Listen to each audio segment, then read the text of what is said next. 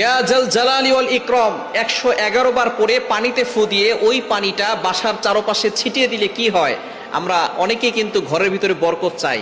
এই বরকত যদি আপনি পেতে চান, অভাব দূর করতে চান, খুবই গুরুত্বপূর্ণ একটি আল্লাহ তাআলার গুণবাচক নাম হচ্ছে ইয়া জাল জালালি ওয়াল ইকরাম। আল্লাহ পাক রব্বুল আলামিনের এই গুণবাচক নাম করে দোয়া করলে আল্লাহ তাআলা সেই দোয়াটা কবুল করেন। এটা আল্লাহ তাআলা নিজে বলে দিয়েছেন। কোরআন খুলেন 9 নম্বর পারা 13 নম্বর পৃষ্ঠার 4 নম্বর লাইন, সূরা আরাফের 180 নম্বর আয়াতে আল্লাহ বলছেন ওয়ালিল্লাহিল আসমাউল হুসনা ফাদউহু বিহা।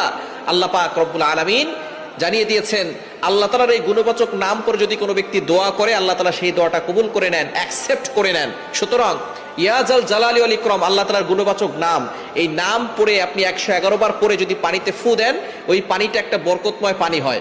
ওই পানিটা খেলে আল্লাহ পাক রব্বুল আলামিন আপনাকে সুস্থতার নিয়ামত দান করবেন। আপনি কল্পনাও করতে পারবেন না, অনেক অসুস্থ ব্যক্তি আছে, কোনো ওষুধে তার রোগ ভালো হয় না।